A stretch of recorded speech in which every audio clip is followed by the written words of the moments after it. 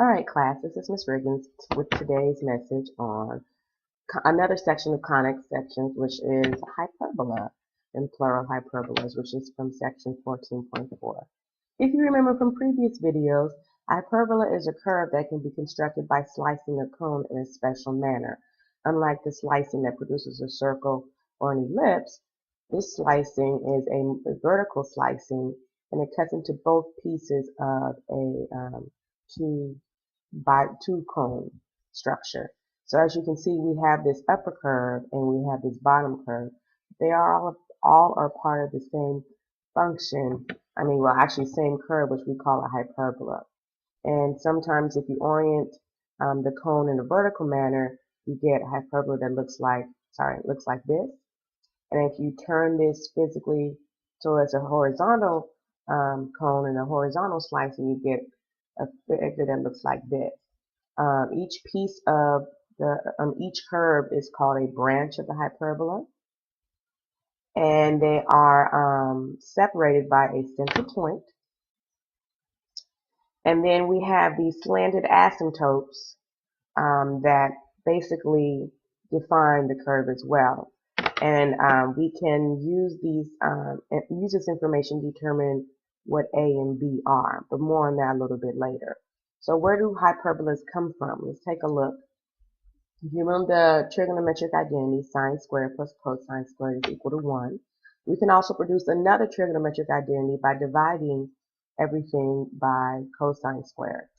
When we divide everything by cosine squared, we end up with another trigonometric identity, tan squared plus 1 equals secant squared, or I can do some algebraic manipulation and get secant squared minus tangent squared is equal to 1.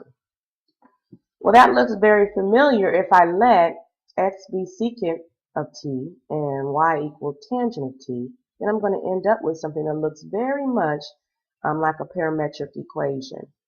And in this case, if I solve for, eliminate the t, then I get that x squared minus y squared is equal to 1.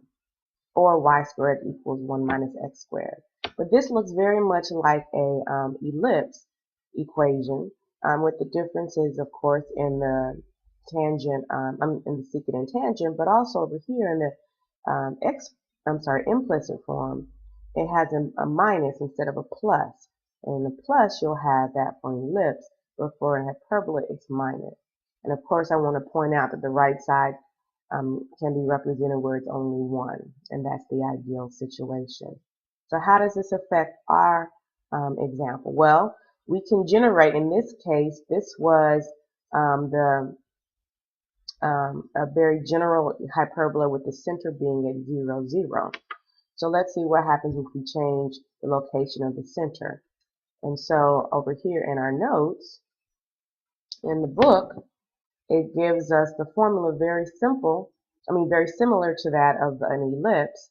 We still have x is equal to h plus a times some trigonometric ratio, and y is equal to k plus b times some trigonometric ratio.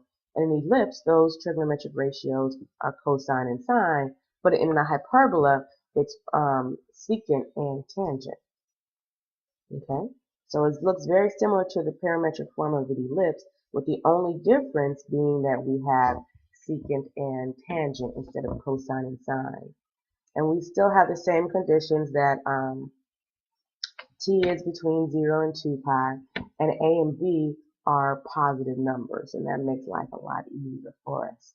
So to get to the standard form, i.e. the implicit form, we have what we already proved a little bit earlier. We have the x minus h quantity squared minus y minus k quantity squared is equal to 1, and that's in the case that we have a hyperbola. You have a minus, but we have one more additional thing, which is that in the denominator it's a squared and b squared, very similar to that of an ellipse. And if you remember, for an ellipse, the a represented the horizontal axis, which was 2a, and the b represented the vertical axis, which was 2b. And so in this case, just like in an ellipse, it's a squared over b squared.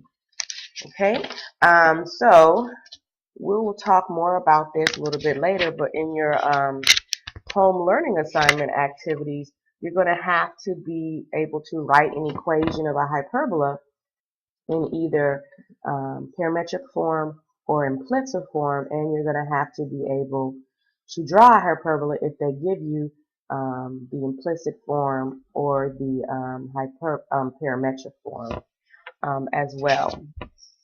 Okay, and I think that will be it. And also, yeah, so do that for their home learning assignments, and then I think you'll be really prepared and for the video learning assignment, video assessment. Okay, have a good day.